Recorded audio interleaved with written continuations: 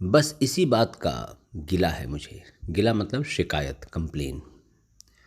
बस इसी बात का गिला है मुझे कि बहुत देर से तू मिला है मुझे। तू प्यार से कुछ चाल चल कर तो देख। तू प्यार से कुछ चाल चल कर तो देख। तेरे सामने हारने का हौसला है मुझे। जीवन में कई बार ऐसे लोग मिल जाते हैं जिनके सामने हमको हार जाना अच्छा लगता है। कई बार ऐसा होता है, कुछ ऐसे लोग मिलते हैं कि लगता है कि ये पहले क्यों नहीं मिले। इनसे हम कितनी सारी चीज़ें जान सकते थे, सीख सकते थे, कितना सारा क्वालिटी लर्निंग कर सकते थे, क्वालिटी समय निकाल सकते थे। पर प्रभु ऐसे लोगों को जीवन में एक आध दो बार ही मिलवाता है। ऐसी ही एक कहानी है आइलैंड की, आइसलैंड की। आइसलैंड पे हम जानते हैं कि खूब बर्फ़ की तूफ़ान चलते रहते हैं।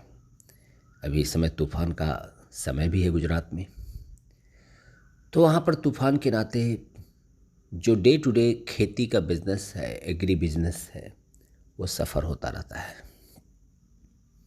एक दिन किसान ने सोचा कि हमारी उम्र हो चुकी है, मैं क्यों ना किसी एक आध एम्प्लॉई को साथ में रख लूँ, ताकि ऐसा जब कोई भयंकर तूफ़ान आए तो वो मेरे खेत में उगे हुए फसलों को बचा पाए, घर के बाहर रखी हुई चीज़ों को संभाल पाए, घर के आसपास में जो खेती की चीज़ें बिखरी रहती हैं उसको सँजो कर रख पाए।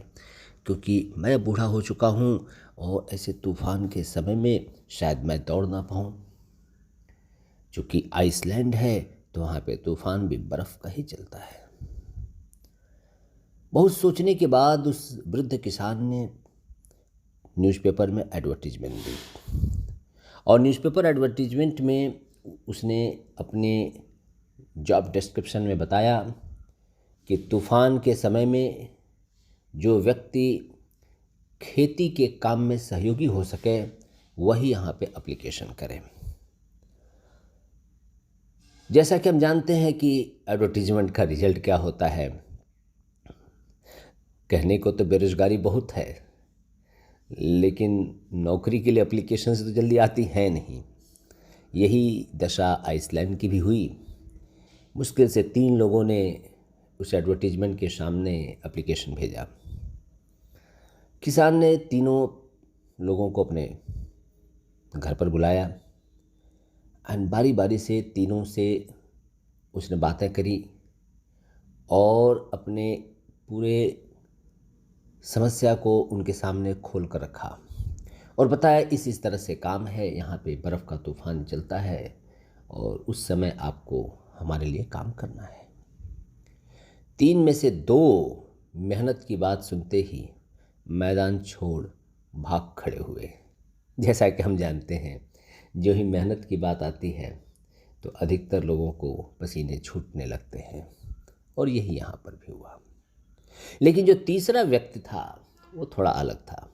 उसने किसान को बताया कि मुझे मेहनत करना बहुत पसंद है, मैं रात दिन मेहनत करने में विश्वास रखता हूँ, लेकिन मेरी एक कमजोरी है। किसान ने बोला, क्या? इसने बोला, जब ठंडी हवा चलती है तो मैं सो जाता हूँ।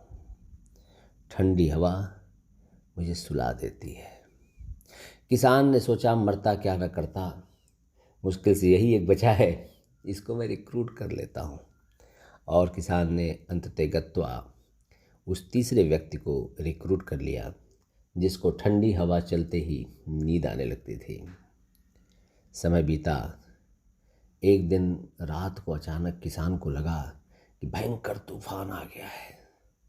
बर्फ़ की जोर जोर की हवाएं चल रही हैं और चारों तरफ आवाज़ आ रही थी तूफान की। ये सुनने के बाद किसान उठा और उस कमरे की तरफ भागा जहाँ पे वो उसका एम्प्लॉय रहता था, उसका स्टाफ रहता था, जिसको उसने रिक्रूट किया था बुरे समय के लिए, तूफ़ान के समय सामान को बचाने के लिए, सजो कर रखने के लिए। जब उस कमरे में पहुंचता है तो देखता है कि वो एम्प्लॉय सो रहा है, जोर जोर से खर्राटे लेकर। ये जगाता है उसको और बोलता है कि तूफान आ गया है, सामान संभालना है, सारे खेत के सामान बाहर पड़े हुए हैं, बिखरे हुए हैं, उठो जल्दी से। वो स्टाफ बोलता है, सेठ मैंने आपको पहले ही कहा था, जब ठंडी हवा चलती है तो मुझे नींद बहुत जोर की आती है, अभी तो मैं सोऊंगा क्योंकि ठंडी हवा चल रही है। किसान ने सोचा कौन इस आर्ग्यूमेंट में उतरे, समय तो है नहीं, तूफान आ चुका है, सामान बर्बाद होगा, सामान तो मेरा बर्बाद होगा, इस स्टाफ का तो बर्बाद होने वाला नहीं है। इसीलिए भागता हुआ वो खलिहान की तरफ जाता है, घर के बाहर जाता है जहाँ पे सारे सामान रखे होते हैं, बिखरे हुए होते हैं। पर यहाँ तो सीन ही अलग था। जब किसान बाहर जाता है तो देखता है कि एक भी चीज़ बाहर नहीं है। किसान को लगता है उड़ गया क्या, कहीं आधी तूफान में मेरे घर के जो बाहर सामान पड़े रहते हैं वो उड़ के ख़त्म तो नहीं हो गए, कहीं बाहर तो नहीं चले गए। और वो भागता हुआ अपने उस छोटे छोटे गोडाउन्स की तरफ जाता है और देखता है कि उसकी सारी चीज़ें गोडाउन में अच्छे से सजा कर रखी गई हैं।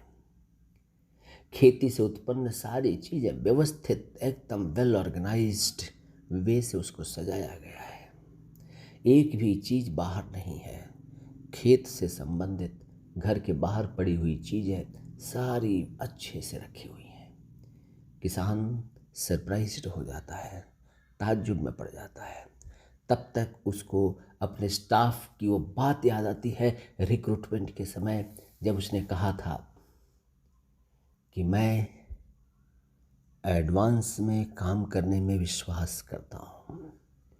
तूफ़ान आने से पहले मैं अपने काम ख़त्म करके तूफ़ान की ठंडी हवा में आराम से सोना पसंद करता हूँ। दुनिया में सफल वो लोग होते हैं जो समस्याओं के आने से पहले अपने आप को तैयार करते हैं। दुनिया में सफल वो लोग होते हैं जो एडवांस में अपनी तैयारियां करके रखते हैं, क्योंकि मार्केट खुलने के बाद जो लोग तैयारी करने जाते हैं वो अधिकतर समय दुखी ही होते हैं। मार्केट खुले, मार्केट पीक पर जाए, चीज़ें अपने पराकाष्ठा पर पहुँचें, उसके पहले मेरी अपनी तैयारी होनी चाहिए। आइए ऐसे लोगों को अपने जीवन में मित्र बनाएं जो एडवांस में प्रिपरेशन करने में विश्वास करते हैं। उनके साथ क्वालिटी समय निकालें, उनके साथ हम अपनी लर्निंग को बढ़ाएं और सफलता की तरफ आगे बढ़ें।